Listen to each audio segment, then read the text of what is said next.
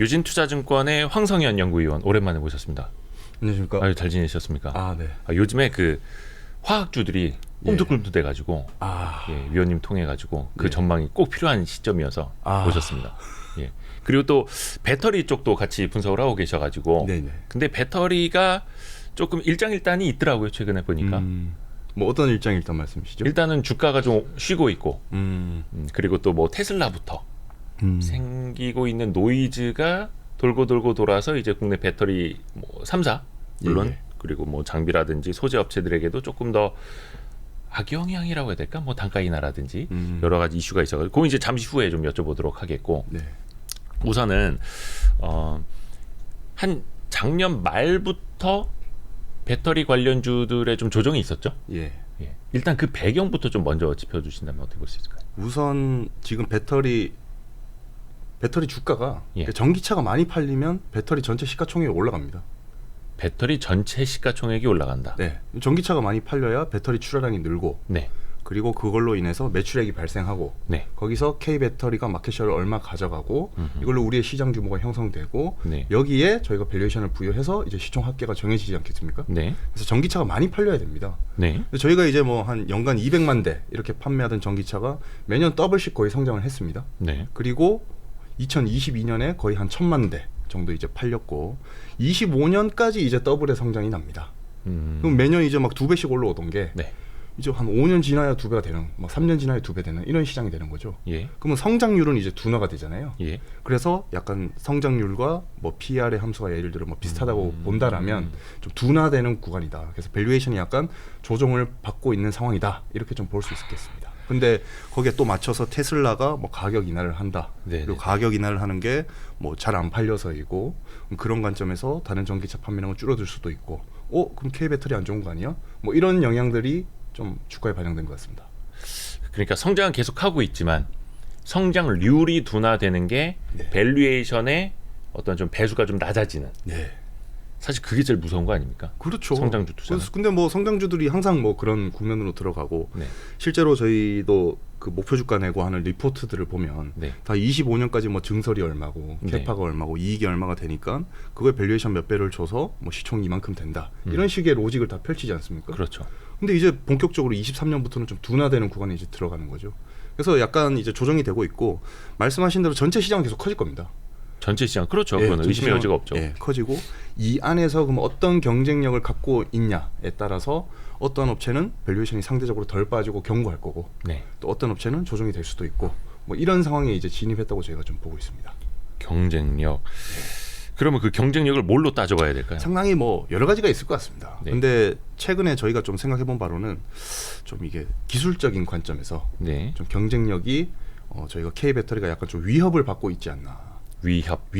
저희가 배터리를 어떻게 보면 일본이 가장 먼저 이제 선제적으로 전기차 배터리를 개발해서 이제 시작한 거고 삼성 SDI, 뭐 LG화학 이런 데서도 일본 기술자들, 파나소닉 이런 데서 넘어와서 산요, 소니 이쪽에서 넘어와서 저희가 배터리 밸류체인을 막 구축하지 않았습니까? 그게 한 10년이 이제 걸렸습니다. 근데 그 사이에 이제 저희 기술자들도 일본 기술자들도 중국으로도 많이 넘어가고 중국 배터리들이 공격적으로 투자를 하면서 시장에 진입을 했고 이제 기술적인 관점에서 다 비슷해졌습니다. 뭐 실제로 저희가 막 투자 포인트 얘기하고 하는 섹터를 보면 거의 소재이지 않습니까? 특히 양극 소재. 많죠. 그리고 그 이유는 그쪽 기술 개발 여지가 제일 많았기 때문입니다. 뭐 NCM 뭐 811을 했다. 뭐 하이니켈을 했다. 에너지 밀도가 이만큼이기 때문에 보조금을 더 받을 수 있고 주행거리 길고 뭐 단위로 보면 뭐 단가가 더 싸니까 경쟁력이 있다. 이렇게 해서 성장을 이끌었는데 이 하이니켈이 이제 거의 뭐 개발이 거의 끝났습니다. 논문도 더 나올 게 별로 없습니다. NCM 뭐 9번 반 뭐 이런 식으로 개발했잖아요. 그렇죠. 9까지 채웠는데 에너지 밀도를 책임지는 니켈의 함량을 얼마나 더 높일 수 있겠느냐. 그래서 저희가 이제 일반적으로 얘기하는 게 K배터리를 분석하는 입장에서는 뭐 실리콘 음극재나 뭐 이런 음극재 얘기를 이제 많이 하는 거죠. 음극재는 약간 기술을 펼쳐갈 그 영역이 좀 남아 있으니까 있죠. 근데 문제는 그게 남아 있다는 뜻은 그만큼 시간이 걸릴 거지 않습니까? 뭐 배터리 팽창 문제나 뭐 여러 가지 문제들이 있고 그런 타이밍에 이제 중국이 우리는 소재가 아니라 구조를 바꾸면서 혁신을 이끌어 볼게 하면서 셀투팩 배터리라는 개념을 이제 탁 시장에 내놨습니다. 아하. 그러니까 지금까지 대부분 주목을 했던 건 양극재와 음극재 어떤 뭐 소재 부문의 기술 개발이었는데 네. 지금은 배터리의 어떤 구조적인 측면에서 이거는 말 그대로 셀을 만드는 3사 이야기가 되겠네요. 네, 그렇죠. 그래서 이 셀투팩을 한 업체를 보면 이제 중국 업체들이고 그 중심에는 이제 CATL이 있습니다. 그 사실 CATL이 점유율로 보면 뭐 당연히 이제 세계 1위이고 다만 이제 CATL이 미국까지 진출을 하느냐 못하느냐 요게 지금 최근에 가장 큰 화두더라고요. 가장 큰 화두였죠. 그러면 CATL은 자체적인 경쟁력을 무엇로 쌓아 올라가고 있는지 이제 구조적인 걸 말씀해 주셨는데 그 구조가 뭔지 좀 설명 부탁드립니다. 우선 셀2팩이니까 모듈을 없앤다는 뜻입니다. 그렇죠. 셀을 만들어서 모듈로 합쳐놓고 이걸로 자동차 팩하는 거죠.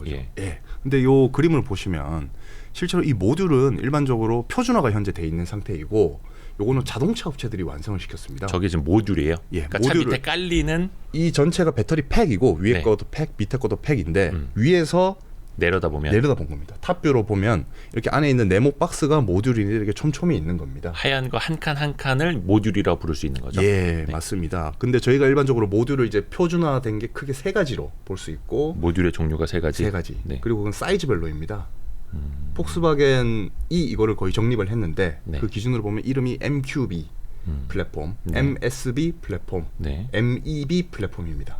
MEB를 제일 많이 들어본 것 같아요. 그거는 전기차 전용 플랫폼이니까 저희가 이제 알고 있는 거고요. 제일 처음에 모듈 나온 거는 MQB 플랫폼입니다.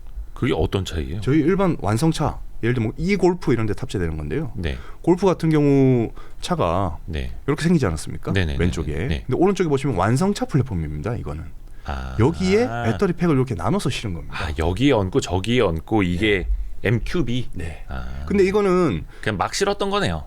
그죠. 막 집어넣은 건데. 그러니까 저게 어떻게 보면은 좀 초창기. 근데 요거는 그러면 길게 못 넣지 않습니까? 그렇죠. 길이가 짧아요. 그렇죠. 많이 못 넣죠. 그러니까 가로가 390mm 모듈 사이즈가 350mm 된 거고요. 그 다음에 나온 게 MSB 플랫폼이고 이게 390mm까지 확대됩니다. 그거는 좀 여기저기 조금 더 넣은 건가요? 더 넣은 거죠. 그게 이제 포르쉐 타이칸 이런 데 들어온 거고요. 그게 2세대 플랫폼이고 3세대 전기차 플랫폼이 MEB 플랫폼. 그게 이제 스케이트보드처럼 밑에다가 쫙 길게 깔아놓은. 맞습니다. 그게 이제 590mm까지 확대가 됩니다. 당연히 그럼 주행거리가 더 늘어나는. 그렇죠. 같은 팩 안에 모듈의 개수가 적고 그 모듈 안에 셀이 더 들어가니까 모듈이 커지면서 공간 부피 활용률은 커지면서 주행거리는 더 나가게 되는 거죠. 그렇죠.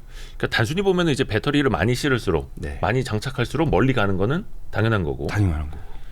그러면 그 구조가 이제 뭐 MEB, MQB 차이까지는 들었고. 중국이 하는 건 뭐냐? 중국이 처음에 2019년에 개발한 거는 CATL이 CTP 1.0이라고 이름을 붙였는데 CTP 1.0 셀투팩 배터리 1.0 버전인데 이게 셀투팩 그게 MEB 플랫폼과 거의 뭐 비슷합니다. 사이즈가 한 뭐 590mm 정도 되고 모듈이 있습니다. 중간에 이제 모듈을 거치는 단계. 그러니까 걔들도 셀투팩이라고는 했지만 모듈의 개수를 적게 하는 그게 초창기 셀투팩이었고 2.0 버전부터 모듈이 이제 사라집니다. 2.0부터는 진짜로 셀투팩이 되는 거네요. 그리고 지금 현재는 3.0이 이제 나왔고, 3.0이 나왔고 이제 모듈은 이미 없었고 이제 2.0부터 그 사이에 또 공간이 있을 수 있잖아요. 볼트 같은 걸 체결하거나 하면 빈 공간이 있을 수 있고, 뭐 케이싱 붙이고 하면 또 부피가 늘어나잖아요. 그거까지 가운데 볼트 없애고 탄성 중강체로 접착제로 탁 붙이는 식으로 해서 다 최적화를 시킨 게 3.0 버전입니다. 혹시 그 CTP라는 거, 셀투팩이라는 게 그림이 혹시 있나요? 좀 시각적으로 보여주시면 더 좋을 것 같아가지고. 우선 개략적인 개념도 셀이라는 건 많은 분들이 이제 그 요즘에 그 애국가 나올 때 이제는 2차 전지 이 그림이 나와야 되지 않나? 이게 옛날에는 뭐 막 반도체 나오고 이렇게 했지만, 근데 그거 보면 이제 셀. 뭐 LG화학 같은 경우는 뭐 파우치형이 제일 많고 SDI 같은 경우 뭐 각형이 제일 많고 뭐 원통형이 있고 뭐 이런 거 많이 보셨을 텐데. 셀투팩이 이제 어떤 모습인지 지금 화면 뒤에 띄우시죠. 이게 CATL이 얘기한 CTP 3.0 배터리고요. 이 각형 전지를 베이스로 해서 그리고 모듈 대신에 가운데 탄성 중간층을 활용해서 팩으로 조립하는 3.0 버전입니다. 그러면 부피 활용률이 아까 MQB 플랫폼에서는 뭐 한 40% 정도밖에 안 돼요. 팩 안에 전체 부피 중에 셀이 차지하는 공간이 40%라는 뜻입니다. 네. 근데 이 3.0 버전이 되면 이게 72%까지 확대가 된다. 이런 얘기를 하는 겁니다. 그러니까 모듈별로 이렇게 뭉치별로 모아놓는 걸 빼고 중간 단계를 빼고 예. 셀에서 팩으로 바로 넣으면 예. 40%대에서 70%대로 네. 배터리 공간이. 네. 근데 여기에 이제 얘들이 얘기하는 LFP라고 네. 많이 들어보시죠? 네. 인산철 배터리. 네. 단가가 리튬 싸고 인산철. 뭐 화재가 덜 나고 뭐 그런 장점이 있지 않습니까? 네. 네. 그거를 여기다 접목을 시켜서 가격도 저렴한데 주행거리는 NCM 하이니켈과 비슷한, 그리고 화재는 안 나는 그런 배터리를 얘들이 만든 겁니다. 그러니까 LFP 배터리가 예.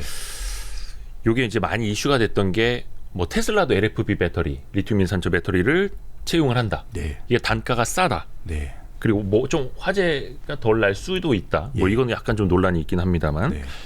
근데 이제 그동안에 이게 달렸던 게 주행거리가 그래도 하이니켈, NCM 네. 배터리보다는 좀 떨어진다 네, 네. 였는데 네. 그러면 LFP도 셀투팩 방식으로 많이 우겨 넣으면 네. 저 하이니켈 배터리처럼 많이 달리는 거다. 이 5,600 논리예요? 가는 거죠. 네, 5,600 가는 거죠. 네. 그러니까 LFP의 단점을 이 구조적인 걸로 극복한다. 네. 그래서 소재가 아니라 구조로 간다. 그러니까 적당히 쓰기 좋은 저렴한 소재를 쓰면서 안정성을 높임과 동시에 최종 아웃풋은 비슷한 그런 배터리를 얘들이 만들었습니다. 그러니까 우리나라 네. 그 많은 분들이 그 네. 말씀을 끊어서 죄송한데 LFP 배터리 한계가 너무 명확하다. NCM이라든지 하이니켈계를 쓸 수밖에 없다라고 이제 이야기를 했던 게 주행거리잖아요. 주행거리. 네네네. 저거 너무 저품질이다. 네. 근데 그 싼 거를 많이 우겨 넣으면 NCM 배터리만큼의 퍼포먼스가 나는 거고 네. 중국은 그걸 택한 거고 네. 그게 제일 중요한 거네요. 네. 그럼 지금 이게 근데 핸드폰도 비슷합니다. 저희가 삼성 이런 거 핸드폰 보면 성능 자체를 엄청 하이엔드로 계속 뽑으려 합니다. 대신 비싸죠. 그렇죠. 근데 중국 제품들을 보면 특징이 적당한 스펙으로 싸게 팝니다. 샤오미 로봇 청소기를 써봐도 LG 삼성 거보다 쌉니다. 그렇죠. 근데 이제 잘 돌아가잖아요. 그거를 택할 수 있다는 거죠, 완성차들이. 실제로 말씀하신 대로 테슬라도 뭐 LFP 하겠다 얘기를 했고, 그다음 폭스바겐 파워데이에서도 LFP 각형을 채택하겠다 얘기를 했고, 뭐 기타 볼보 뭐 다른 업체들도 장기적으로는 로드맵을 보면 거의 베이스가 각형에 LFP가 다 껴 있습니다. 근데 여기서 이제 멈추지 않고 CTP까지 다 하려고 하고 있고요. 그걸 넘어서서 샤시에 배터리를 붙이는 CTC까지 하겠다고 완성차 업체들이 다 얘기를 하고 있는 겁니다. 이거는 CATL만의 이야기인 거야? 아니면 다른? 현재 배터리 업체 중에서는 CATL과 BYD 네. 정도가 대응을 하고 있고 CTC까지는 네. 이제 완성차는 뭐 테슬라, 뭐 폭스바겐, 그다음 뭐 기타 등등 다 이미 CTC로 가겠다고 장기적인 로드맵을 밝힌 상태입니다. 여기서 이제 들으시는 분들이 갑자기 또 CTC는 뭐야? 이게 셀투팩, CTP까지는 지금 막 이해를 했는데 네. CTC는 셀투팩이 아니라 셀투 샤시. 예. 그러니까 모듈을 건너뛰고 네. 근데 팩도 어떻게 좀 구조를 바꿔서 네. 샤시라고 하면 이제 자동차 차체를 얘기하는 거 아닙니까? 맞습니다. 차체에다가 배터리를 얹어. 네. 결국 근데 셀투팩을 해야 셀투C로 그 셀투카로 갈 수 있습니다. 셀투샤시로. 왜냐하면 그 모듈을 없앤 그 팩을 차에 붙여버리면 되잖아요. 어디든. 예. 근데 그 붙이는 걸 처음부터 완성차 업체랑 배터리 업체가 플랫폼 만들 때부터 같이 설계를 하면 그게 되는 거죠. 차량 설계부터 같이 해야 되는구나. 이게 키입니다. 만약에 셀투팩을 대응 안 한다 배터리 예. 업체들이. 근데 나중에 결국 CTC로 갈 거면 이걸 못하는 업체들은 도태가 될 거고, 도태되는 걸 떠나서 뭐 가격 계약을 하거나 할 때도 경쟁력이 떨어질 수 있겠죠. 입김이 약해질 수 있습니다. 지금 보시면 아까 모듈을 폭스바겐이 표준화했다 했잖아요. 네. 근데 셀은 셀 업체들이 표준화를 하려 했는데 실패를 했죠. 네. 왜냐하면 가격을 많이 떨어뜨려야 표준화가 됐을 텐데 그걸 다 못했으니까. 네, 네. 그 상태에서 모듈이 이제 사라지잖아요. 네. 그럼 자동차 샤시와 셀이 이제 만나는 겁니다. 네. 그럼 누구의 입김이 더 세겠느냐 이걸 생각해야 되고, 초창기 모델부터 같이 이제 설계를 해야겠죠. 배터리에서는 하중도 있을 거고, 뭐 500kg, 600kg, 네. 그다음에 열도 발생할 거고, 그렇죠. 이걸 같이 시뮬레이션을 해서 샤시에 미치는 강성을 다 검토를 해야 되잖아요. 네. 그러니까 같이 이제 설계를 하는 단계로 앞으로 진화가 될 겁니다. 근데 셀투팩을 못하는 업체들은 여기에 참여를 못할 거고 도태될 수밖에 없다. 그리고 완성차 입장에서는 배터리 기술을 계속 흡수하고 싶을 거 아닙니까? 네. 당연히 그럼 셀투카로 더 갈라 하겠죠. 그래야 같이 설계를 할 거고 뭐 뽑아 먹을 게 있지 않겠습니까?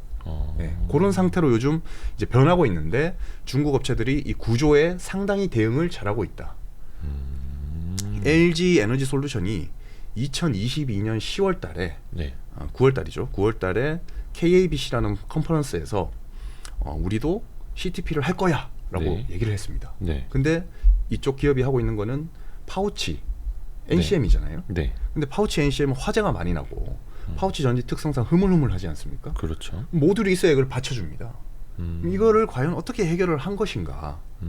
근데 정확한 구체적인 건 아직 뭐 거기서 안 보여줬습니다. 컨셉만 발표를 했고 그건 저희가 이미 다 알고 있는 내용이고 이들이 얘기하는 거는 25년도에 우리가 CTP를 이제 도입을 한다. 한참 남은 거죠. 근데 중국은 이미 완성을 했고 CATL은 25년도에 CTC까지 가겠다. 이미 얘기를 다 해놨단 말이죠. 그러면 우리는 약간 소재에서 원래 압도적으로 앞서고 있었는데 약간 뒤처지고 있다. 그럼 과연 완성차 업체들이 가격 경쟁력이랑 이런 걸 비교했을 때 뭘 선택할 수 있을까? 폭스바겐 파워데이에서 LFP를 선택한다 했을 때 저희 K배터리 주가가 엄청나게 빠졌습니다. 이런 일들이 더 확대될 수도 있는 건가? 뭐 이런 생각을 좀 해볼 수 있는 겁니다. 어떻게 보면 이제 소재 쪽에서 앞섰던 경쟁력이 이제 비등비등해진 상황이고 근데 어떤 구조적인 변화에서는 조금 늦을 수도 있고 요게 그래서 이제 그 한마디로 요약하면 앞부분에 말씀하셨던 그 위험 요인이 이게 되겠네요. 그래서 셀2 샤시로 가려면 당연히 완성차 업체랑 설계부터 같이 들어가야 된다. 근데 그거를 이미 CATL과 BYD는 하고 있는 거고. 그거를 부연 설명을 아까 말씀드린 걸 하나씩 좀 차트를 보면서 좀 말씀드리면 여기 차트에서 보시듯이 저희가 소재 로드맵입니다. 보시면 한국 업체들이 NCM 관련해서는 2013년부터 개발이 더 시작이 돼서 더 빨랐죠. 그리고 중국 업체들은 늦게 들어왔습니다. 근데 이 격차를 메꾸는 데는 거의 한 5년의 시간이 걸립니다. 근데 얘들은 이미 다 따라왔죠. 보시면 다 따라왔습니다. 근데 저희는 이제 LFP를 LG 에너지 솔루션 같은 경우 ESS에 우선 이제 집어넣겠다고 얘기를 한 상태고 그 말인즉슨 저희는 LFP 개발에서 약간 좀 뒤쳐져 있다. 그리고 뒤쳐져 있다는 게 저희가 그걸 못한다는 게 아니고 이미 할 수 있는데 근데 LFP는 기술력이 뭐 그렇게 고등한 게 아니다. 하면 하는 거다 막 이랬잖아요. 아니요. 그거는 특허 관련해서 저희가 이제 사용할 수 있으니까 그런 얘기를 한 건데 이게 제작할 때 도핑하거나 코팅할 때 이 노하우가 필요합니다. 이게 일반 NCM과 이 LFP의 입자의 차이나 이런 게 좀 다를 수 있잖아요. 그러니까 이거를 바르고 해야 될 거 아니에요. 그게 그러니까 많이 해봐야 되는 겁니다. 그리고 안정성이 검증이 돼야 뭐 자동차 콜 테스트도 통과하고 그 다음에 들어갈 거 아닙니까? 그러니까 시간이 걸린다는 거죠.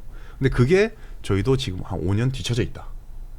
그렇게 생각을 하실 수 있습니다. 그래서 요걸 좀 말씀드리고 싶고 그 다음에 아까 그 LG 에너지 솔루션에서 하이니켈 하이니켈 NCM 파우치를 이제 하겠다고 얘기를 했는데 조금 문제가 있습니다.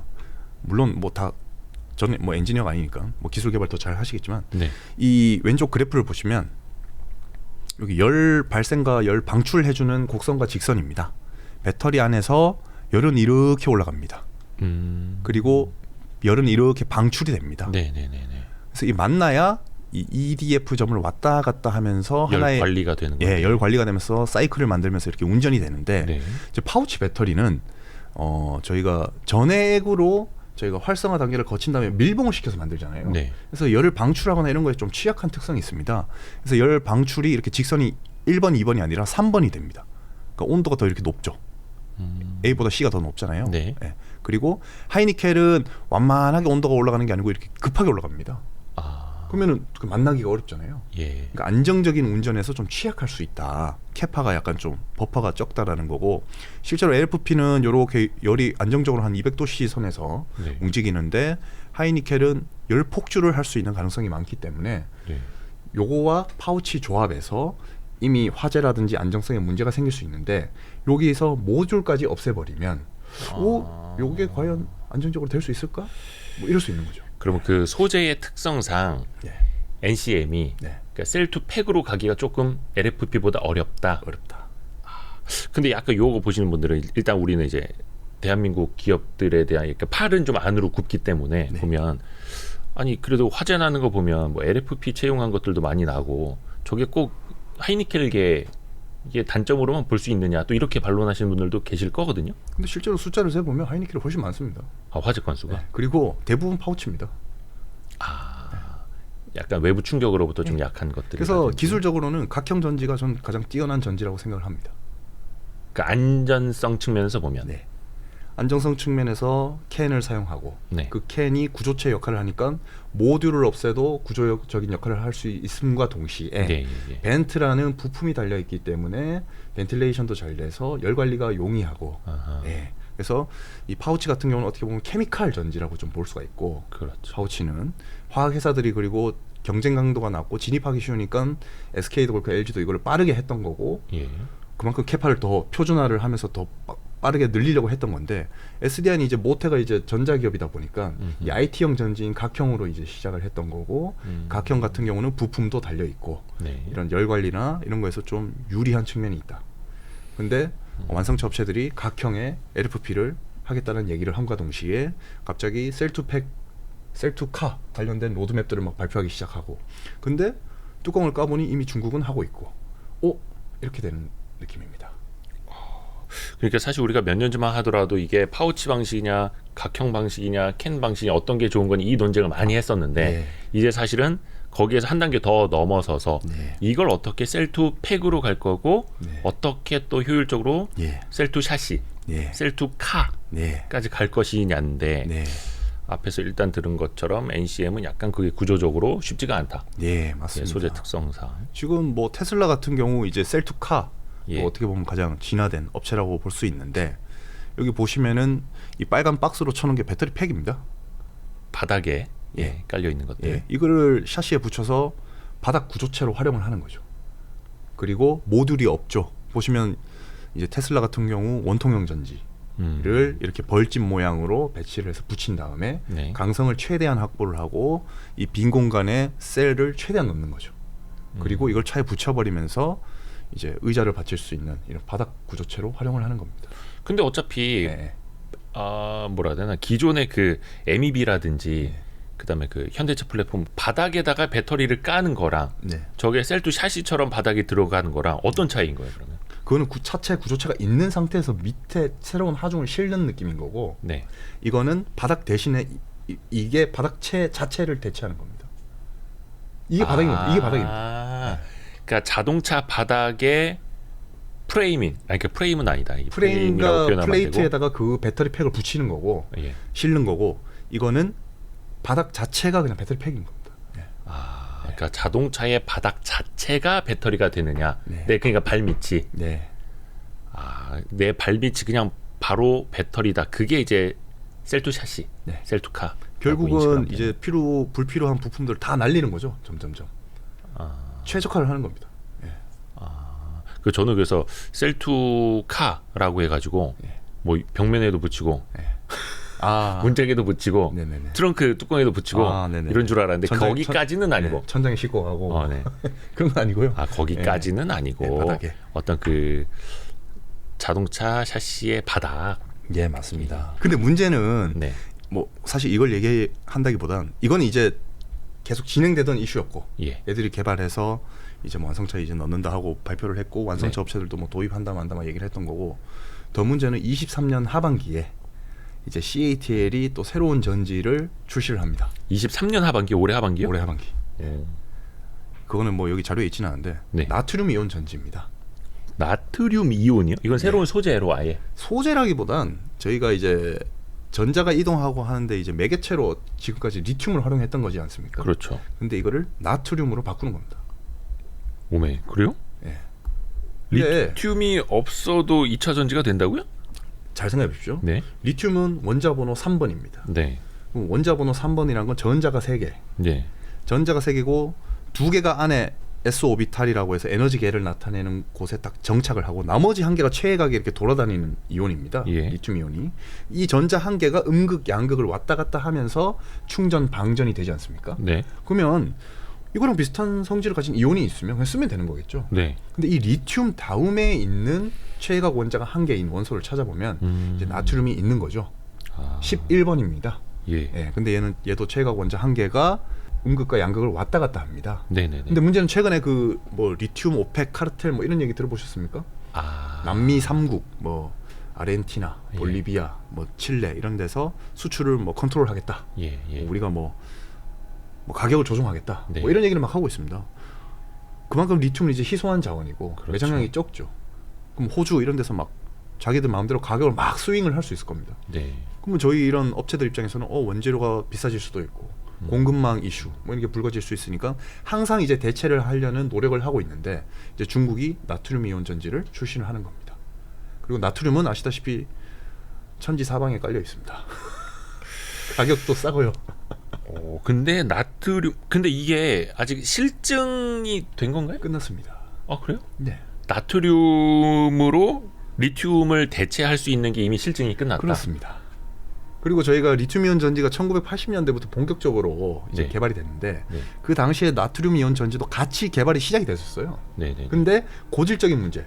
나트륨은 원자 번호 11번이라 했잖아요. 예. 그러니까 질량이 리튬보다 3배 이상 높습니다. 네. 그러니까 무겁고 체외각 전자가 저 멀리 있잖아요. 11번이니까 안에서 2개 채우고 4개 채우고 이런 식으로 반지름이 커지니까 네네네. 에너지 밀도 자체도 낮아요. 네. 네, 무겁고 에너지 밀도가 낮아서 자연스럽게 도태되고 이 리튬이온 전지가 대세가 지금까지 돼 있는 상태죠.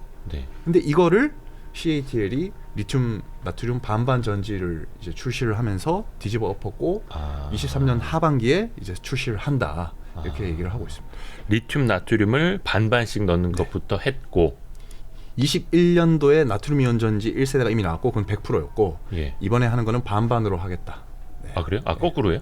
먼저 이제 반반 섞어보고 나중에 100%가 아니라 뭐 먼저 개발할 100% 때는 해갖고. 그랬겠죠. 근데 이제 우선 나트륨 이온 전지라고 이제 출시를 한 거는 그때 21년 6월달에 먼저 얘기를 했고 근데 그것만으로 했을 때는 에너지 밀도도 리튬 전지보다 좀 낮고 네네네. 또 너무 크다 보니까 ESS에 놓고 뭐 이런 용도로밖에 활용을 못하니까 얘들이 또 개량을 한 겁니다. 네, 그래서 이제 23년 하반기에 상하이 차에 예. 탑재가 될 걸로 예상이 됩니다. 2023년에 하반기에. 올해 하반기에 상하이 차부터. 근데 이게 신기한 게 뭐 나와봐야 알겠지만 성능도 괜찮다고 합니다. 저희가 뭐 에너지 밀도 얘기하잖아요. 네. NCM이 뭐 200 이상 정도 되지 않습니까? 네. 그리고 LFP가 뭐 한 160 정도 됩니다. 네. 근데 이거를 셀2팩을 적용하면 200으로 올라가는 거고 네. 나트륨 이온 전지 1세대 CATL이 개발한 게 150 정도였어요. 에너지 밀도. 네. 근데 지금 2세대 이게 200 이상으로 올라왔다고 얘기를 하고 있습니다. 그때 발표대로라면. 그리고 주행 거리가 500km 이상 간다고 합니다. 똑같은 양을 실었을 때. 그렇죠. 에너지 밀도가 비슷하니까 주행 거리 비슷한 거죠. 단점이라고 할 수 있는 건 이제 무게인데 이거를 반반으로 활용하면서 무게 자체도 이제 100kg 정도만 느는 정도. 근데 저희가 전기차가 한 2톤 하지 않습니까? 네네네. 100kg 뭐 늘어봤자 별 의미 없는. 아. 뭐 저희가 포르쉐 타이칸 같은 거 타면 제로백이 네. 중요하겠지만 네네. 뭐 골프 같은 거 타면 상관없잖아요. 네네. 그럼 가면 되는 거고. 네. 그래서 큰 문제는 안 될 것 같고 관건은 가격인데 네네네. 현재 얘기하기로는 반값으로 얘기를 하고 있습니다. 어떤 거에 반값이라고 그래요? 리튬이온 배터리에. 전지에 하이니켈 리튬이온 전지가 뭐 스팟으로 보면 가격이 다를 수 있지만 BNEF에 하면 작년 기준으로 한 133달러 정도 되거든요. 네네. 근데 그거의 반값. 지금 테슬라가 얘기하는 게 나중에 중장기적으로 이 130짜리 배터리를 70으로 낮추겠다가 테슬라의 로드맵이거든요. 네, 그래서 배터리에 대해서 그걸 얘기했는데 CATL은 지금 70이고 나중에 이걸 40까지 떨어뜨리겠다라고 로드맵을 얘기를 한 상태입니다. 그러면 아까 말씀하셨듯이 이제 미국 시장 CATL이 미국이 뭐 공장을 지을 수가 없고 막 얘기하셨잖아요. 네네네. 그게 다 IRA 때문 아니겠습니까? 그렇죠. 네. IRA가 최대 7,500달러를 차단받을 수 있죠. 미국의 그 인플레이션 감축법, 그러니까 네. 미국에 와서 짓고 네. 중장기적으로는 미국과 FTA를 체결한 국가들에서만 소재를 사서 써라 뭐 이건데, 네. 그러니까 중국을 이제 차단하는 건데, 네. 근데 또 CATL은 어떻게 해서든 미국을 이제 가려고 막 이렇게 네. 머리를 쓰고 있고. 실제로 뭐 짓긴 할 거예요. 뭐 거기서 지금 뭐 최근에 빠꾸 주지사한테 빠꾸 먹었다고 얘기 나왔는데. 조지아주였나요? 네. 이런 데서도 그 GM이었죠. 네. 네. 아니 포드. 아 포드였구나. 네. 포드하고 CATL 합작해서 조지아 공장을 지으려고 했는데 네. 조지아주에서 안 받아. 네. 오지 마. 근데 그거는 뭐 다른 주에 지으려고 할 것 같고요. 근데 네. 그걸 떠나서 제가 드리고 싶은 말씀은 IRA 없이도 더 쌀 수 있다 이게. 아 보조금을 안 받아도. 네. 지금 7,500달러 얘기하고 있잖아요.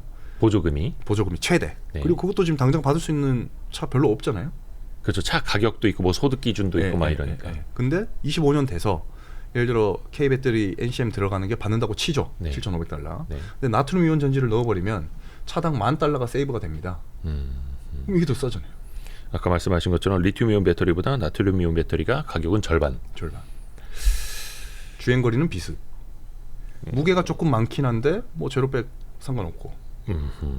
가격은 반값. 이거 혹시 예.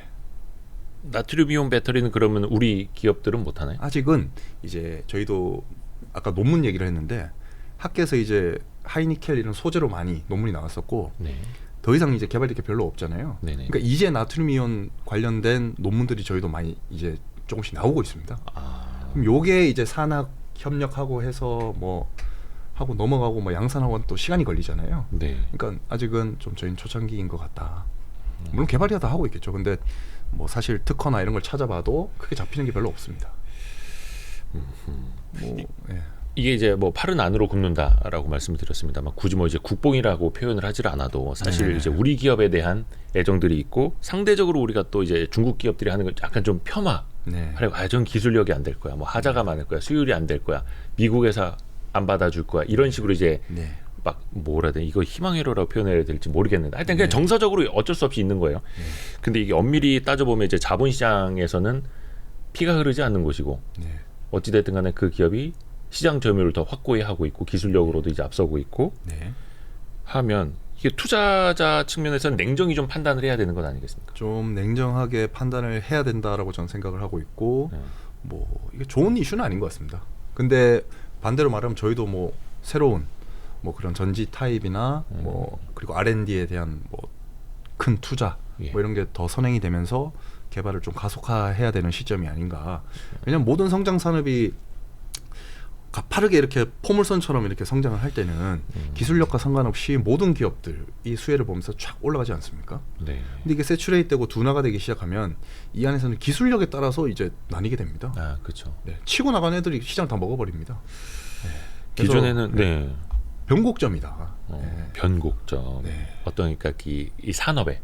그렇죠. 그래서 저희가 뭐 못하고 있다 잘하고 있다 이런 게 아니라 업계 자체가 약간 변곡점인 것 같고 저희도 뭔가 게임 체인저가 될 만한 것들에 대해서 계속 내놔야 되는 시점이 이제 오고 있다. 물론 나트륨 이온 전지 나온다 해서 뭐 상하이 차에 뭐 들어가고 해도 당장 뭐 내년부터 뭐 이게 뭐 100만 대 되고 뭐 이러지는 않을 거 아닙니까? 초반에 이제 좀 돌아다닐 거고 뭐 스펙도 나오고 뭐 레퍼런스도 쌓이고 하면 이제 또 폭스바겐에 다른 애들도 뭐 하려고 할 거고 뭐 이런 흐름으로 이제 갈 텐데 저희도 빨리 뭘 이렇게 해야 된다는 거죠. 실제로 그 테슬라가 모델 2 또 저가 세그먼트를 이제 출시하려고 하잖아요. 나중에 타겟 가격이 25,000달러죠. 차 가격이. 그러면 배터리 팩 가격이 셀이 아니라 팩 가격이 100달러는 돼야 될 겁니다. 100달러요? 예. 킬로와트 시당. 킬로와트 시당. 그래야 이 25,000달러의 차량의 스펙을 맞출 수가 있겠죠. 근데 나트륨이온 전지 지금 뭐 한 7, 80달러다. 그럼 팩으로 만들어봤자 100달러 정도겠죠.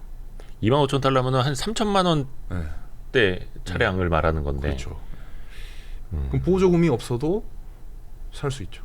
그러니까 우리가 기존에는 그 이제 관성에 젖어가지고 테슬라가 가격을 인하한다, 또 저가 모델을 내놓는다. 그러면 그 단가 인하 압박이 우리나라 셀 3사 또 소재 기업들까지 이제 전이가 될 것이다. 이거 어떡하나 이러게 하고 있는데, 근데 또 한편에서는 구조와 소재에서 또 차세대 거를 또 이제 준비를 하고 있는 거고, 그 사이에서 어떤 기업이 어떻게 치고 나가느냐를 사실은 이제 투자자라면 그걸 이제 간파를 하고 해야 되는 거고. 그래서 참 우리가 저 기업들은 잘 되면 안 되는데 우리 기업들이 잘 돼야 돼 막 이렇게만 생각을 하는데, 사실 뭐 자본시장에는 피가 흐르지 않는다. 그렇죠. 돈에는 국적이 없다라는 것도 이미 이제 투자자라면 그렇게 생각을 해야죠. 애국자로 생각하는 것과 투자자로 생각을 해야 되는 건 저는 이제 달라야 된다고 봅니다. 이번에는 화학, 석유화학, 정유화학 이야기를 좀 들어봐야 될 텐데, 특별히 이제 황석현 위원님한테 제가 이거 부탁을 드리는 게 중국의 리오프닝. 그렇죠. 사실 미국이나 선진국 경기는 2023년에 딱히 기대할 모멘텀이 보이지를 않고, 근데 중국은 이제 제대로 리오프닝을 했으니까 사람들의 보복 소비라든지 뭐 경기, 뭐 투자 이런 것들이 좀 많이 올라올 텐데, 상대적으로 이럴 때 과거 우리가 역사적으로 봐도 중국 경기 좋을 때 제일 크게 치고 달렸던 것, 차화정 장세 때도 그랬고 화학, 정유 빼놓고 볼 수가 없지 않습니까? 어떻게 약간 좀 움직임이라든지 약간 변화가 좀 감지가 됩니까? 탄성을 우선 결론을 놓고 보면 네. 좋게 봅니다. 네. 네, 좋게 보고 정유와 화학 시장에 대해서 2023년 적어도 22년보다는 좋을 거다, 예. 괜찮을 거다라고 생각을 했고 그 사이에 말씀하신 리오픈이 갑자기 됐죠. 네. 뜬금포로 됐습니다. 그래서 당연히 더 좋을 겁니다. 근데 이제 주가가 그런 것들을 선반영을 해서 네. 케미칼 같은 경우 뭐 대한유화 기준으로 10만 원 하던 게 지금 뭐 17만 원, 18만 원까지만 올랐습니다. 그러니까 이게 주식이 너무 빨라요. 7, 80%를 이미 땡겨버렸어요. 그래서 항상 투자자는 고민인 거죠. 네. 의심하고 있을 때는 안 가고 있고 하면 벌써 다 가 있고. 물론 저도 이제 전망을 작년에 했지 않겠습니까? 올해 전망을. 네네네. 그리고 뭐 세미나 다닐 때는 뭐 내년에 이런 이슈들이 있고 좋을 거다 하고 막 얘기를 하고 그때 주가는 뭐 10만 원, 11만 원, 12만 원 이랬으니까 업사이드가 남아 있으니까 기대감만으로는 막 달렸죠. 네. 근데 이제 실제로 이제 지표로 보여줘야 되는 거죠. 근데 제가 한 이유가 네. 아직 그냥 뭐 이러고 있는 상태입니다. 그러니까 주가는 사실 이제 먼저 땡겨서 예. 반영을 하고 있는 거고 여기서부터 그럼 지표를 봐야 되는 지표를 봐야 되죠. 어떤 뭐 재고라든지 가격 지표 예. 같은 것들. 여러 가지를 봐야겠죠. 근데 뭐 결국 저희가 수익성과 연관되는 마진을 본다고 하면 네네네. 저희의 평균 ASP와 원가인 납사의 차감, 네. 그 스프레드를 이제 봐야 되고요. 네. 뭐 그 제품이 너무 많습니다. 그냥 심플하게 그럼 에틸렌 빼기 납사로 네. 본다고 치면 그게 여전히 뭐 100불대, 200불대에 머물고 있다. 근데 화학업체들이 고정비만 해도 한 300불 되니 적자 구간이다 여전히. 그럼 이게 올라가야 되는데 언제 올라갈 수 있을까 고민을 해봐야 됩니다. 네. 사실 리오프닝 된 건 이제 얼마 안 됐잖아요. 네. 예. 그리고 리오프닝 되고 나서도 오픈하는 시간이 걸리잖아요. 네. 그 시간이 걸린다는 건 사람들이 이동하고 이런 게 시간이 걸린다는 게 아니라 산업체에서 공장 이런 것들이 본격적으로 다 오픈을 해서 열려면 시간이 걸리겠죠. 네. 왜냐하면 코로나 때문에 제대로 안 돌아가고 있던 공장들이 많았을 거고 네. 뭐 섬유 공장이나 뭐 플라스틱도 그렇고 기타 뭐 등등 네. 격리돼 있으니까 그럼 그게 언제 풀릴 거냐를 생각해 보면 춘절 이후로 사망자가 급격히 한번 확 늘어나고 나서 그러면 우리나라도 확진자 늘었다가 이제 좀 둔화되면서 좀 네. 다 같이 이렇게 정상화되듯이 그런 시간이 좀 걸릴 겁니다. 그래서 저는 이제 지금부터 나오는 지표가 상당히 중요할 것 같다. 좀 봐야 된다. 어쨌든 주가는 거의 한 2배를 땡겨놨다. 적어도 흑자. 네. 지금 화학업종 PER이 퓨어 케미칼 기준으로 15배 이상으로 지금 올라가 있는데 현재 주가 기준으로. 네. 어닝이 안 나오니까요. 네. 적어도 한 뭐 7, 8배, 뭐 5배 정도까지 떨어져야 된다. 예. 그럼 적어도 지금보다 어닝이 한 2배 정도는 올라가는 게 보여줘야 된다. 그래야 추가적인 업사이드가 이제 생길 수 있다. 현재는 딱 그런 상태입니다. 이 약간 투자는 항상 고민이거든요. 네. 안 가도 고민이고 가도 고민이고 그렇죠. 지금부터 봐야 될 것도 항상 이제 고민인데. 그래서 저는 이제 웃자고 하는 소리긴 하지만 잘 모르겠는데 지표가 확인이 안 되는데 우선 달릴 때는 예. 그냥 뭐 우선 사고 예. 이런 식으로 농담식으로 얘기를 많이 하긴 했었습니다. 저도 기관 예. 투자자들한테. 아니 이거 마진 아직 확인이 안 되는데 주가 이거 올라가는 게 말이 됩니까? 이렇게 질문하시는 분도 많았거든요. 그렇죠. 근데 중국 리오프닝 기대감도 있고 그다음 유럽의 화학 공장들이 가스 부족으로 인해서 가동률이 계속 내려가고 있는 상태였습니다. 작년 겨울에. 네. 그런 긍정적인 영향도 있다. 그리고 경기가 둔화된다라고 얘기는 하지만 실제로 화학 중에서도 필수 소비재 관련된 뭐 비닐, 플라스틱 이런 범용 제품들 있잖아요. 네. 그 소비는 안 꺾입니다. 경기가 나빠져도. 그런 걸 감안하면 퓨어 케미칼 같은 거는 좀 볼만하지 않겠느냐. 뭐 이런 얘기를 했었죠. 그러니까 주가라는 녀석이 기대감으로 먼저 달려가고 네. 나중에 이제 돌이켜 봤을 때 속도와 밸류에이션을 보고 한번 이제 두드려 맞을 수는 있는 건데 네. 그 기대감은 사실은 여전하고 네. 그 기대감이 현실로 나타날 가능성도 높게 보시는 거고. 네, 우선 뭐 오픈되고 하니까 사람들 돌아다니고 옷도 사 입을 거고. 뭐 중요한 건 이제 네. 그 정도의 문제잖아요. 정도의 문제죠. 이게 문제입니다. 아까 200불 뭐 이런 얘기를 했는데 네. 뭐 고정비 한 300불이라 치고 스프레드 말씀하시는 네. 거죠. 예. 지금 어닝 컨센서스를 보면 걔도 한 300 초중반 정도 벌 거라고 이제 반영을 해놓은 것 같아요. 가령 대한유화 기준으로 뭐 한 연간 한 7, 800억, 분기 한 2, 300억 버는 수준. 그래서 한 300불 언저리를 이제 시장이 반영을 해서 어닝 컨센서스와 밸류에이션을 이제 뽑아놨고 그 말씀하신 뭐 이제 100불, 300불 말씀하시는 거는 에틸렌과 납사의 마진, 그 스프레드 가격 요겁니다. 예. 예, 맞습니다. 예. 네. 근데 그럼 이게 아까 말씀드린 대로 주가가 좀 더 싸 보이고 더 올라가려면 네. 이게 뭐 300 한 중후반까지는 올라가야 되지 않겠습니까? 네. 그럼 지금 한 200이다. 네. 뭐 더블이 올라가야 되지 않겠느냐. 예. 그러면 가능할까? 이거 이제 고민을 해봐야 된다는 거죠. 그래서 조금 챌린징한 건 사실이다. 저는 생각을 하고 있고요. 그리고 개선되는 데는 시간이 걸릴 수 있잖아요. 그렇죠. 그러니까 잠깐 좀 주가가 쉴 수도 있을 것 같기는 합니다. 그걸 이제 지표가 올라오길 기다리면서. 근데 어쨌든 시간을 두고 이제 쫙 정상화가 되겠죠. 예, 그러면 결국엔 이제 다시 쉬다가 올라가는 그림으로 가지 않겠느냐. 이렇게 저는 좀 생각을 하고 있습니다. 뭐 화학 기준으로 보면 저희가 뭐 수요 공급 얘기를 많이 하지 않습니까? 네. 이 위에 보면 캐파라고 적혀 있는 게 이제 공급입니다. 에틸렌의 공급. 예. 증가량이고요. 2022년 보시면 이거 다 더하면 뭐 1,000만 톤이 넘습니다. 글로벌 에틸렌 캐파가 2억 톤 정도니까 네. 공급이 5% 이상 늘어났습니다. 22년에 5% 이상. 그리고 수요는 보시면 600만 톤 정도 늘어났습니다. 예. 그럼 공급이 한 4,500톤 많죠. 네. 그러니까 당연히 숫자가 안 좋았겠죠. 네. 스프레드가 안 좋았겠죠. 23년에 보시면 증설이 한 800만 톤 정도 들어옵니다. 네. 그리고 수요는 400만 톤 정도 늘어날 걸로 원래 예상을 했습니다. 저희가. 네. 그러면 공급이 400 정도 많죠. 그러면 당연히 또 안 좋은 건 맞죠. 네. 근데 작년보다는 덜 안 좋겠죠. 이게 기본 시나리오입니다. 네. 근데 이 상태에서 중국의 리오프닝이 갑자기 시작이 됐죠. 네. 그럼 여기서 중국에서만 100만 톤 이상 또 수요가 붙을 거란 말이죠. 네. 그러면 공급 오버캐파된 게 200~300으로 줄겠죠.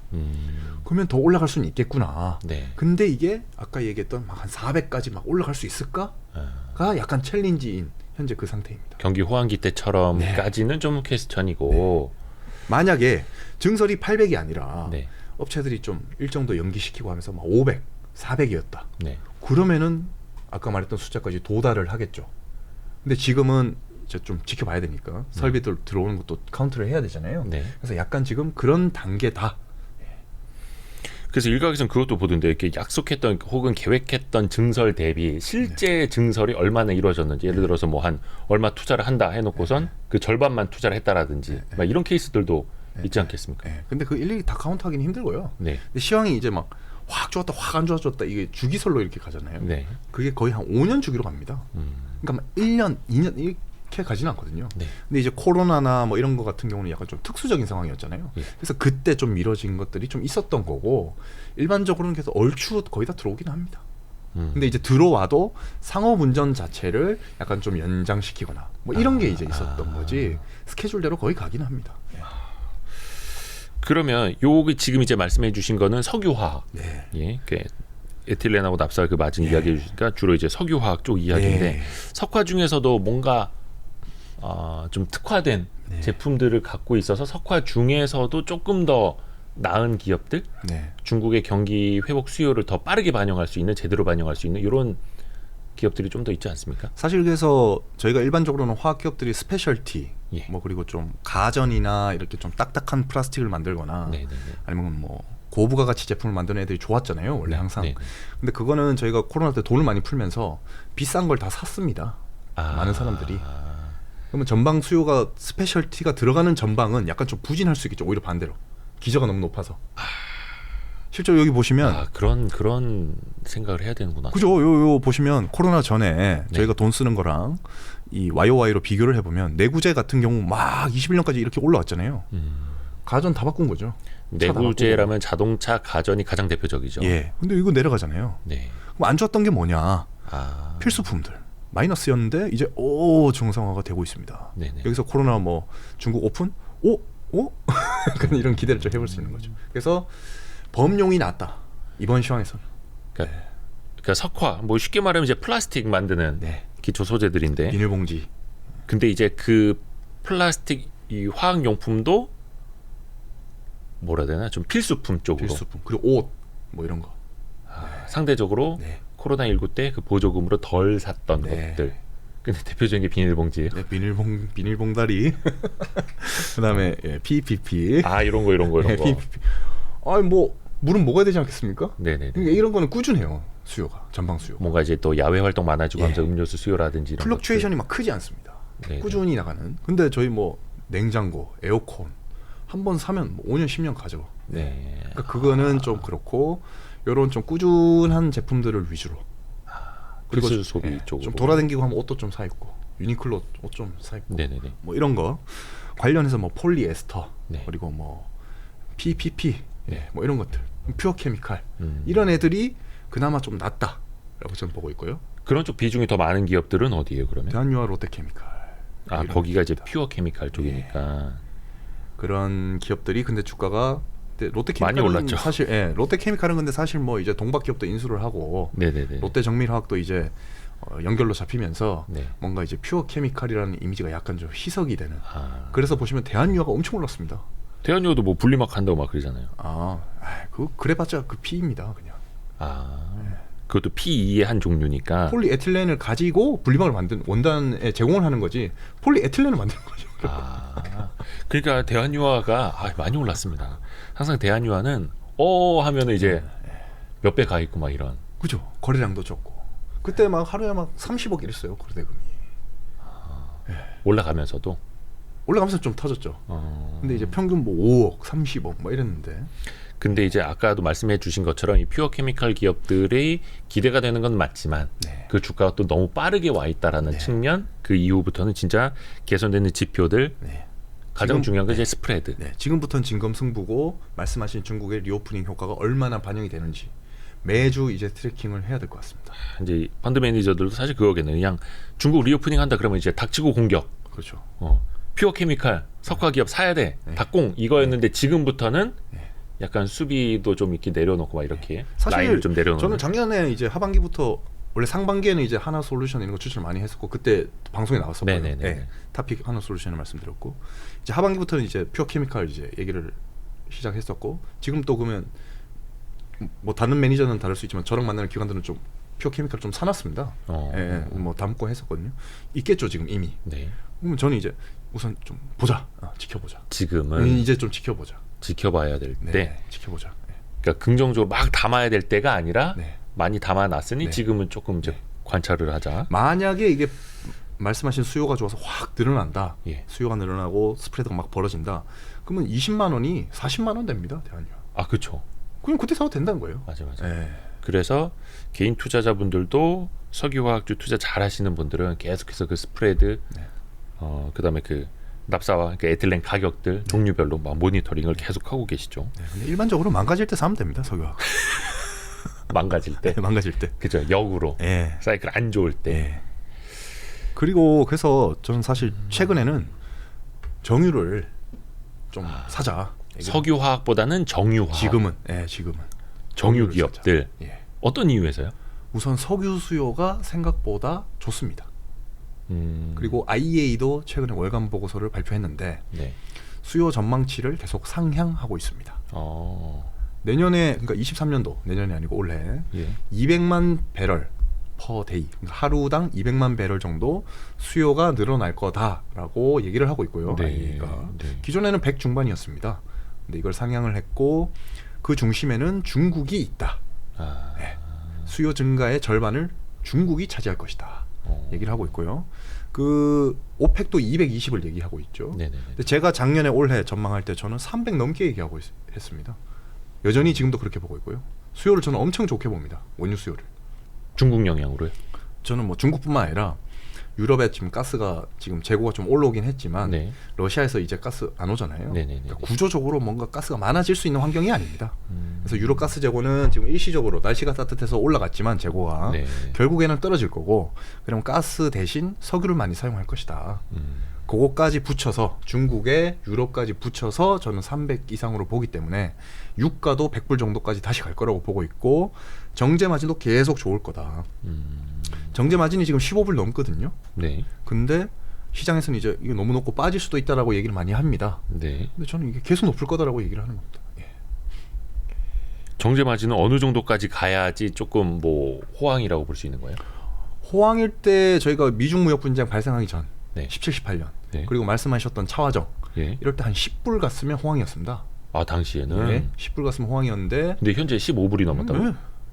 근데 이게 주가가 안 된 이유는 러우 사태 때문에 반사 효과로 22년 상반기에 30불까지 갔었거든요. 그러니까 이게 이 정도면 떨어지는 건데 뭐 이러고 있습니다 지금. 근데 이 정도면 엄청 높은 거다. 그리고 이게 더 떨어지지 않을 거다라는 게 저의 포인트입니다. 그러니까 기저가 높은 거네요. 역기저 효과가 좀 있는 거네. 22년 상반기에 정제 마진이 $30를 넘어섰었다면 그러면 지금 이제 그 눈높이가 조금 하향 조정되고 있는 국면이니 일종의 주가 성장세가 둔화되고 밸류에이션이 낮아지는 것처럼 약간 안 좋게 보면 그렇게 볼 수도 있는 거죠. 그럴 수 있는데 주가가 또 많이 빠졌죠. 아, 그걸 또 반영을 해서. 그러니까 보자는 거죠, 저도. 주가가 예를 들어 들고 있었다 그러면 보자고 안 할 겁니다. 빠져서 매력이 있다는 겁니다. 예. 또 이럴 때 그 평균 회귀의 법칙이 또 적용이 되는 거기도 하고, 요거 역시 이제 사이클이 있는 그렇죠. 정유화학 쪽이니까. 예. 정유는 또 증설이 없어요. 예. 아, 그래요? 예. 수요는 이렇게 막 폭발하는데 네. 폭발이라기보다는 어쨌든 느는데 증설은 뭐 100 이렇게밖에 없습니다. 예. 뭐 아까 뭐 수요 200, 300 낸다면서요? 예. 그는 이제 하루당 200만 배럴. 네. 이걸 말씀하시는 건데. 전체 연간으로 보면 1억 정도 되는데 200 정도 늘면 2% 느는 거죠. 네. 네, 근데 공급은 1% 는다. 네. 그래서 공급 증가보다 수요 증가가 정유 쪽은 훨씬 더 높다. 근데 주가는 기고 있다. 이게 빠질 거라고 생각을 하고 있다, 시장에서는. 유가도 그러면 배럴당 $100 100불. 이상. 예, 저는 100불 이상으로 보고 있습니다. 지금 한 $80 정도. 지금 $80. 예. 그 연말 기준인가 어떻게 되는 거예요? 뭔 연말 기준이요? 이게 유가 $100 넘어설 것이라는. 평균 수준이 100불 정도 될 거다라고 저는 보고 있습니다. 2023년 평균이. 저희가 일반적으로 밴드를 주잖아요. 네네. 네, 근데 저는 밴드의 중간값을 100불 정도로 보고 있습니다. 그 말인즉슨 수요가 회복이 되니까. 네. 우상향을 꾸준히 한과 동시에 유럽의 가스 상황과 맞물려서 언제든지 또 플럭추에이션이 커질 수 있다. 최근에 보면 이제 유럽 지역도 천연가스 가격이 굉장히 많이 내려왔더라고요. 많이 그래서 전쟁 이전 수준과 많이 빠져 있는데, 네. 그거는 어떻게 보면 이제 재고를 미리 이제 축적을 해놨을 수도 있고, 가스를 다른 걸로 대체를 하는 과정이 또 이제 반영이 된 걸 수도 있고. 그 수요 자체를 줄였습니다. 수요를. 예. 뭐 온수 뭐 틀지 마라. 그렇죠. 뭐 기업체들 뭐 기름 가스 대신 뭐 석탄을 더 돌리고 뭐 석유 쓰고 뭐 하면서 대체를 하고 공장 가동률 줄이고. 또 상대적으로 겨울이 좀 따뜻했다고 하고. 네. 그리고 겨울이 뭐 역사적으로 따뜻했던 겨울이고. 예. 그러니까 이제 그게 맞물려서 재고가 막 90%까지 차고 막 하면서 가격이 빠졌죠. 네. 근데 문제는 지금은 그렇다 쳐. 그럼 23년 하반기로 갈수록 겨울 되면 또 어떻게 할 거야? 뭐 이렇게 좀 생각할 수 있는 거죠. 그죠. 투자자라면 이제 그걸 또 내다보고 준비를 해야죠. 예. 근데 구조적으로 그럼 러시아에서 앞으로 가스 오냐? 올 수 있냐? 그건 아니고. 거죠. 그건 아니고. 그렇죠. 그러면 미국이 터미널 캐파 더 늘리냐? 25년까지는 이제 없습니다. 그럼 여기서 수입 물량을 또 어디서 더 갖고 올 수 있을까? 네. 수요를 그러면 만약 계속 줄일 수 있을까? 과연? 네. 뭐 이런 걸 생각해 보는 거죠. 그럼 봤을 때 어쨌든 이거 취약한 거는 계속 유지가 될 거고 지금 빠졌을 때 오히려 더 볼만하다라고 저는 생각하는 거죠. 네. 항상 정유는 정유 3사밖에 없죠. 뭐 엄밀히 말하면 4사죠. 뭐 HD 현대도 있고. 아. 근데 이제 네. S-오일을 주로 얘기하죠. 퓨어한 정유사니까. 그렇죠. 이제 SK 이노베이션은 SK 온의 네. 비중이 굉장히 커지고 있고, GS는 사실상 이제 지주사 역할도 같이 하고 있고, 그래서 퓨어한 건 S-오일. 네. 그러면 이게 뭐 어떻게 봐? 타픽이 항상 S-오일인가요? 정유 쪽이 좋을 때는? 전 작년에 전망 냈을 때도 예. S-오일과 대한유화가 탑픽이었고요. 지금은 이제 S-오일이 더 낫다. 그러니까 현재 시점에서 가격 대비로 보면. 네, 더 살만하다. 대한유화는 이미 뭐 다 사자고 해놨으니까 네네네. 우선 들고 있으면서 보자, 상황을 보자. 네. 더 개선될 수도 있으니까 네네. 지켜보는 거고, 정유는 아직 프라이싱이 다 안 됐다 주가에. 네, 보자, 뭐 이렇게 얘기하고 있습니다. 그 많은 개인 투자자분들이 사실 그 석유화학하고 정유화학은 사실 공부하기도 그렇고 실전 투자 굉장히 어렵다고들 느끼시거든요. 예. 근데 아주 단순하게 보면 경기 좋아지면은 석화, 그렇죠. 정유화. 예, 맞아요. 근데 또 약간씩 디테일에 들어가면 이제 공급 대비 수요 뭐도 봐야 되고, 네. 마진 스프레드도 봐야 되고, 이래서 어려워지는 건데, 네네. 좀 조언을 좀 해주실 수 있다면. 매크로를 잘 봐야 되는 것 같습니다. 그게 제일 어려운데. 그렇죠. 그래서 그건 사실 대응의 영역이고, 예. 그리고 시장의 눈높이가 계속 낮아졌잖아요. 네네네. 네, 경기가 침체가 될 거야, 장기 침체가 올 거가 안 좋을 거야, 뭐 성장은 더 이상 없어. 네네네. 오히려 그럴 때 역발상을 계속 해보는 게 저는 중요한 것 같고, 특히 저희 시클리컬 업종에서는 안 좋을 때 오히려 관심을 가지고, 그리고 주가가 싼 게 최고의 투자 포인트이지 않겠습니까? 뭐든 간에. 네. 그리고 석화도 그렇고 정유도 그렇고 이 주가와 실제 마진과 이런 게 스윙이 엄청 큽니다. 그렇죠. 네. 그렇기 때문에 오히려 더 알파가 있을 수 있다. 주가의 밴드만 이렇게 놓고 이것만 잘해도 네. 실제 알파는 생각보다 많이 나올 수 있을 겁니다. 이건 또 전기차 그 성장 산업과는 또 다른 느낌인 거죠. 네, 물론 바닥 잡기가 어렵긴 하지만 밴드라는 게 괜히 있는 게 아니잖아요. 그렇죠. 히스토리컬 밴드가 있고 거기서 머문다 예를 들어 주가가 그럼 볼 필요가 있다. 순환적인 측면에서 보면 여기가 바닥이다. 이렇게 점을 찍기는 어렵지만 네. 대략 지금은 어디 즈음에는 있다라는 거는 알 수가 있으니 만약에 빠지면 더 사면 되고 조금씩 물 타서 먹을 때 확 먹으니까. 네, 근데 이제 많은 개인 투자자분들은 저도 그렇고 많이 실수를 하는 게 점을 찍어서 지금이니 딱 그리고 이제 더 흘러내리면 이제 더 물 탈 돈 없고. 저도 그래서 사실 얘기를 잘 안 하는 편입니다. 그 개인 예를 들면 제 와이프나 친척들이 뭐 물어보고 하면 말을 잘 안 해요. 모르겠다. 그냥 뭐 그냥 그래. 뭐 이런 식이고. 그래서 항상 밴드로 생각을 하고 점이 아니라 우리가 항상 선으로 연결을 해서 봐야 되는 거죠. 겨울이어서 우리나라 지금 이제 가스비 엄청 올랐더라고요. 그리고 또 이제 그 가스 요금을 더 올린다. 올릴 수밖에 없다. 이런 내용 나오고 있고 우리가 사실 전쟁 때문에 유럽의 가스를 많이 걱정을 하고 있었는데 이거 고지서 나오고 보니까 야 내가 왜 유럽을 걱정하고 있었지? 현실화가 되고 있거든요. 또 하나가 최근에 보면은 삼천리 그 도시가스 회사는 자전거 회사 말고 자전거 회사 말고 도시가스 회사 딱 차트를 보면은 저건 작전 아닌가 싶을 정도로 올랐더라고요. 장난 아닙니다. 그 무슨 일 때문에 그런 거예요? 뭐 무슨 일이 있는 건 아니고요. 우선 도시가스 본업은 이 지역별로 관할이 다 정해져 있습니다. 그렇죠. 삼천리는 경기도에 가스를 공급하는 소매 가스 업체입니다. 소매라는 뜻은 한국가스공사라는 도매 업체에서 가스를 갖고 와서 소매 마진을 붙여서 판매하는 겁니다. 그리고 말씀하신 요금 동결, 요금 인상 이런 거는 가스공사가 현재 유가랑 석유 가격이 너무 오르고 뭐 가스 가격이 올랐으니까 동결을 해서 도매 가격이 동결돼 있는 거고 여기에 소매 마진을 얹어서 도시가스 업체들이 판매를 합니다. 그렇죠. 그 말인즉슨 이 소매 업체들의 이익은 별 변화가 없다. 어차피 그냥 고정되어 있는 마진이라고 해야 돼? 뭐 비슷합니다. 그냥. 별 변화가 없어요. 뭐 약간 뭐 시차에 의해서 이게 있을 수는 있지만 그냥 비슷하다. 그러면 주가가 왜 올랐냐? 우선 실적은 좀 늘긴 했어요.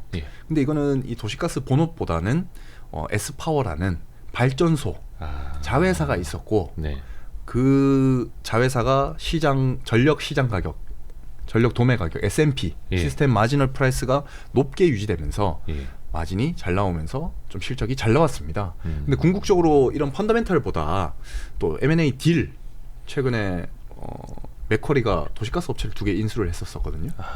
21년도에. 근데 그게 EBITDA를 10배 이상으로 주고 샀습니다. 그러니까 기업 가치를 그 회사의 현금 흐름 대비 10배 정도. 10배.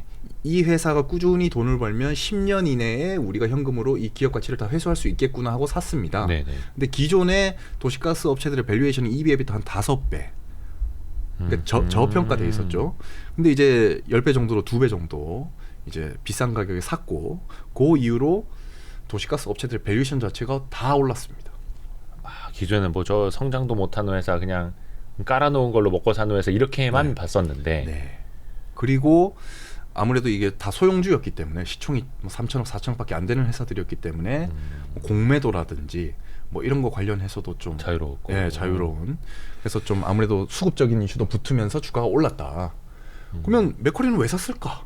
이 생각도 좀 해볼 만한 것 같습니다. 사실 뭐 제가 거기랑 얘기를 해본 건 아니라서 모르겠으나 제 생각에는 GS가 원래 도시가스 업체를 갖고 있었고요, 2개. 그거를 2019년에 PEF에 팔았습니다.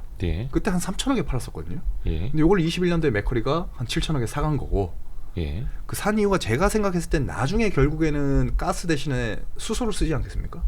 지금도 혼소를 조금씩 하고 있고 그러면 가스 배관 대신 이제 수소 배관이 깔리겠죠. 왜냐하면 전국에 배관이 흘러가는 혈자리는 다 지금 지역 거점 업체들이 다 점거를 하고 있는 상태인데 어찌 보면 그 지역에 땅을 사는 거죠. 그 지역의 관할권을 사는 것과 비슷하다고 저는 생각을 합니다.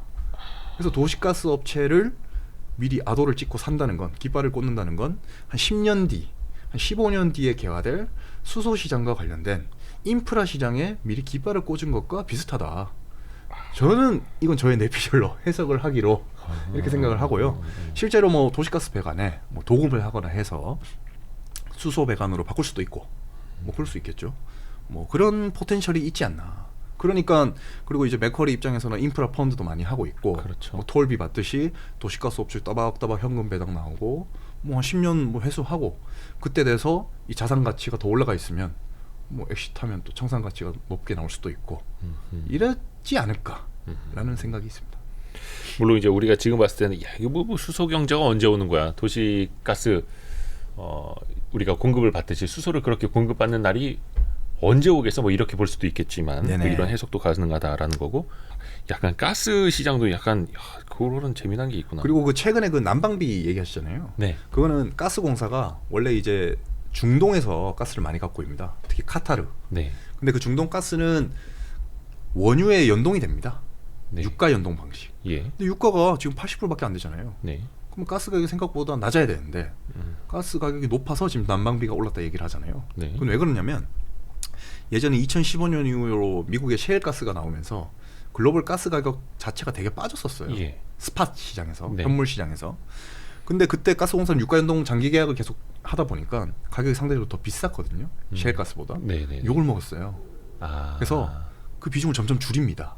아하. 그래서 스팟 비중이 지금 30%까지 늘어났습니다. 아. 근데 러브 사태랑 이런 것 때문에 가스 가격이 오버슈팅을 하니 네. 유럽 가격이 튀면 아시아 시장에서 아비트라지 하려고 차익거래 하려고 유럽으로 보내지 않겠습니까? 네네네. 여기 가격도 같이 올라간 거예요. 그게 지금 반영이 되고 있다. 장기 계약보다 이제 스팟 가격, 스팟 단기 계약, 네. 예, 단기 계약을 늘렸는데 가격이 많이 오르면서 네. 그래서 우리가 도입하고 있는 그 가스 단가가 네. 부담이 되는. 근데 말씀하신 대로 어, 이제 유럽 전력 가격도 빠지고 가스 가격 다 빠졌잖아요. 예. 2월부터 빠질 겁니다. 2월부터 다시 빠진다고요? 그러니까 지금 오른 거는 그때 오버슈팅 했던 게 반영이 되는 거고, 예. 가스 가격이 스팟 시장에서 급격히 빠졌잖아요. 아하. 그럼 그 30% 노출도 있는 그 가격이 급격히 빠졌으니 예. 2, 3월에는 빠질 겁니다. 지금은 올라가 있는 가격이 들어오는 거고, 그래서 너무 우려는 안 하셔도 될 것 같고, 정부는 어쨌든 이제 총선이 있고 하니 네. 이제 5월달에 가스 가격을 인상하겠다고 우선 코멘트를 한 네. 상태이고요. 가스공사는 쌓이는 적자를 부채로 쌓으면서 미수금 처리하면서 현재 이게 한 10조까지 올라온 상태라고 보시면 됩니다. 그러니까 가스공사의 지속 가능성을 위해서는 또 어쩔 수 없이 가스 요금을 좀 올리기는 해야 될 필요는 있는데 네.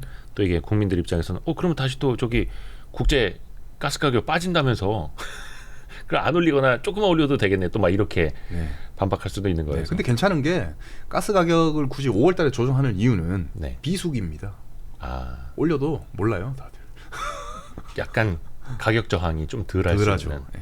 전력 같은 경우는 물론 거기도 피크는 여름과 겨울이긴 하지만 사계절에도 약간 좀 비슷한. 근데 가스 같은 경우는 겨울에 집중되는 상태이지 않습니까? 그렇죠. 그래서 5월에 하면 그냥 뭐 스무스하게 넘어갈 수도 있습니다. 근데 또 올리기는 올려야 되는. 예. 미수금을 회수를 해야 되니까. 가스공사 지금 뭐 적자 규모가 얼마야? 9조 원, 10조 원 뭐 이렇게. 예. 미수금이 그 정도 지금 쌓이고 있죠. 그리고 비즈니스 특성상 해외에서 가스를 들어와야 되니까 해외 달러로 이제 사채를 발행을 해서 네. 그걸 저희가 다 들어오지 않습니까? 그걸로 지금 이만큼 빚을 쌓아놓은 거기 때문에 결국은 다 까내려 가야 되는 그러니까 빚을 내서 국제 가스를 도입할 수밖에 없는 상황인데 비즈니스 모델이고 우리를 위해서 그렇게 한 거죠. 예. 그렇죠. 아유, 우리가 참 이렇게 유럽 가스를 걱정할 때가 아니었는데. 그냥 예. 예, 전기장판 트십시오. 그게 더 싸요? 그게 더 싸요? 그럼요. 전기 뭐 요금 올랐다 해도 예. 뭐 킬로와트 시당 그래봤자 뭐 120원 이렇게 안 됩니다. 몇만 원 안 나와요. 또 그거는 이제 누진세 걱정돼서 막 그런 거 아니에요? 누진 구간 다 계속 조정해놨기 때문에 예전에 한번 조정했잖아요. 예. 전 정권 때. 예. 영향 없어요. 예. 괜찮습니다. 진작 얘기해 주시지 그러면 저 겨울 오기 전에 이미 지금 겨울 다 지나가고 있는데 아무튼 예, 오늘 또 이제 한파랑 맞물려서 또 이제 가스 얘기까지 같이 해봤습니다. 우리 유진투자증권의 황성현 연구위원님 통해서 이렇게 또 이제 세상 돌아가는 이야기 네. 같이 이것도 이제 석유화학 투자 아이디어랑 같이 결부시킬 수 있어서 또 유익한 시간이었습니다. 네. 고맙습니다. 네, 감사합니다. 예, 또 뵙겠습니다. 예. 고맙습니다.